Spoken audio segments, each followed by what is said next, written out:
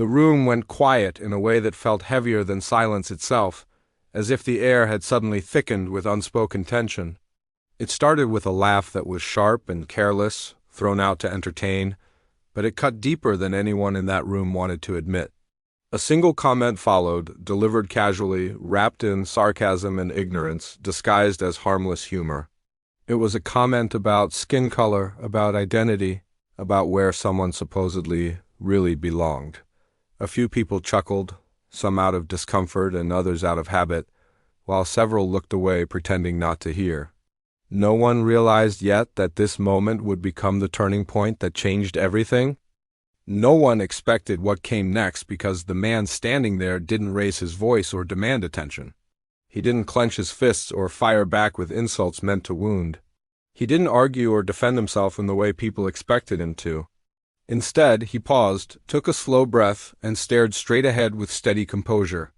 In that moment, everyone assumed what they always assumed, that silence meant weakness and calm meant surrender.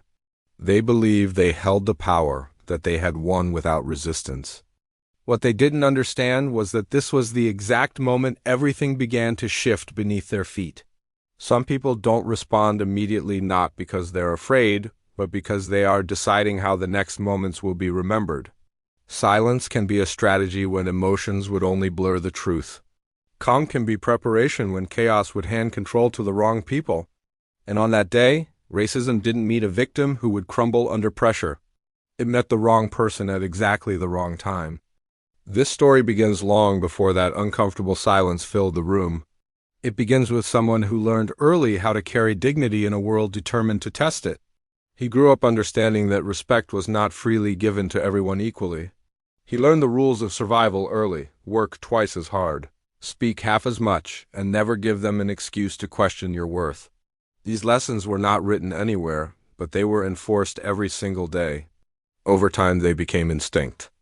Day after day, he walked into spaces where his presence was questioned before his abilities were acknowledged. People evaluated him with their eyes before they ever listened to his words. The jokes came quietly at first, carefully disguised as humor that could always be denied. The glances were brief but heavy, filled with assumptions that were never spoken out loud. Compliments often carried an edge, sounding polite while cutting deep beneath the surface. And he learned how to absorb it without breaking. He didn't endure because it didn't hurt, but because reacting carried consequences others never had to think about. One wrong response could label him difficult, aggressive, or unprofessional. He learned that restraint was often mistaken for acceptance, but it kept him standing. Survival required calculation, not confrontation. To the outside world, everything looked normal and routine. But beneath that calm exterior, pressure quietly built. To everyone else, it was just another ordinary day in a familiar environment. Faces were the same, routines unchanged, and comments like those were often brushed off as misunderstandings. Many people excused them as jokes or claimed they weren't that serious. But for him, each small moment added weight that could not be ignored. Every overlooked remark became another reminder of how easily people judged without knowing his story. Patience became his armor, even though patience never meant agreement. Patience does not mean acceptance, and silence does not mean consent. It means preparation, awareness, and choosing the right moment to speak. It means understanding when staying quiet preserves your position and when speaking changes the entire outcome. On that particular day, something felt different in the air. The line that had been slowly approaching was finally crossed.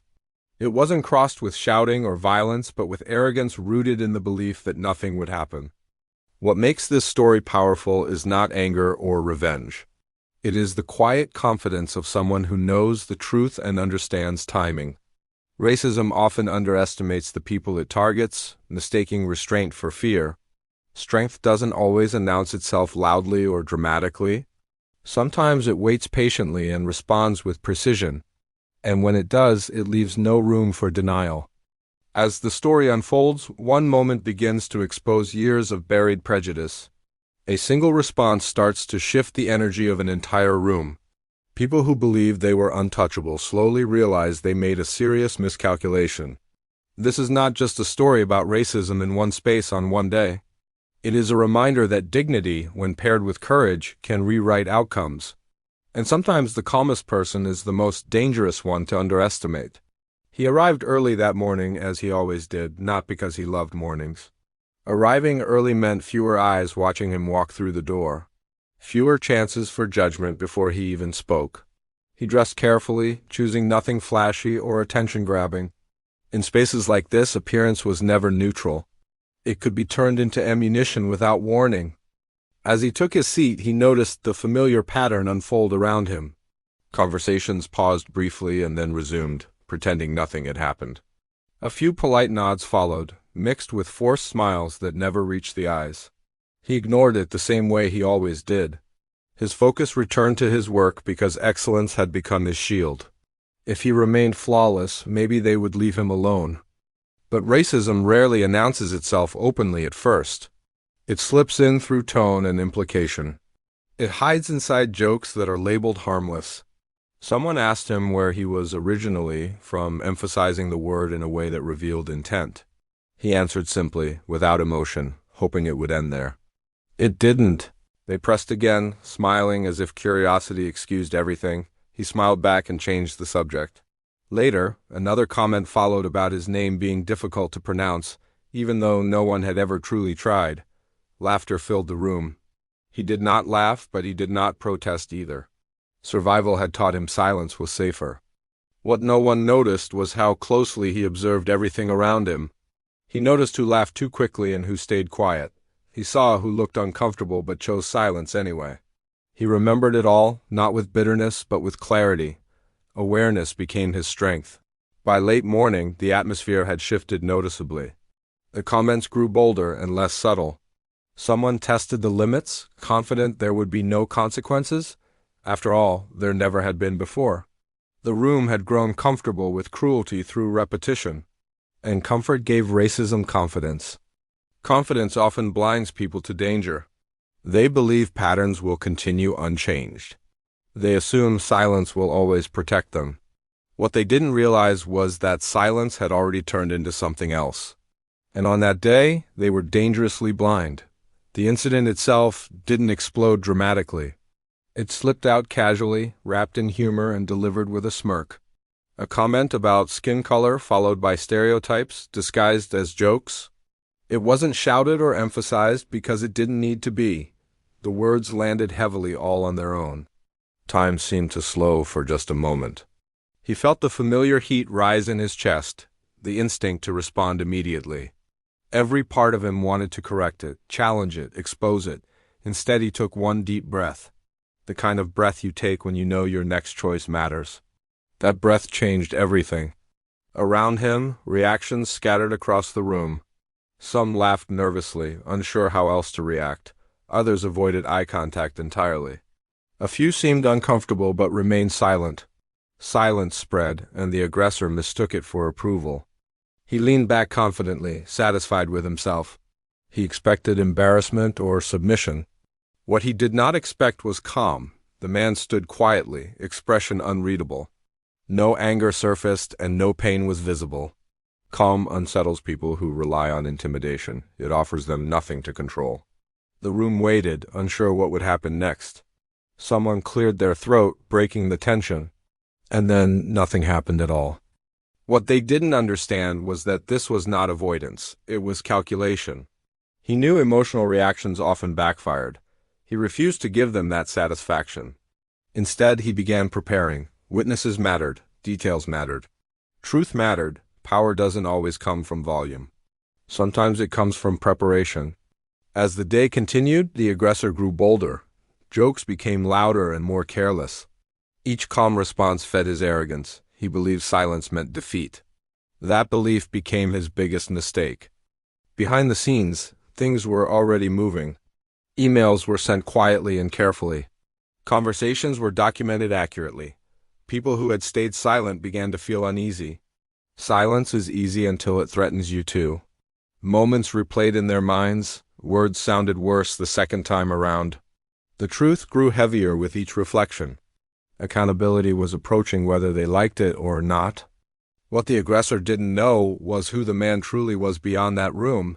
He wasn't powerless or isolated. He had built credibility over years. He understood systems better than they assumed, and he knew exactly where racism hid. When the meeting was called later that day, no one expected seriousness. The aggressor walked in, relaxed and joking. The man sat calmly, composed and focused. When asked to speak, he didn't accuse or insult. He simply stated facts. Dates were mentioned clearly. Words were repeated exactly as spoken. Witnesses were acknowledged. Evidence was undeniable. The room shifted immediately.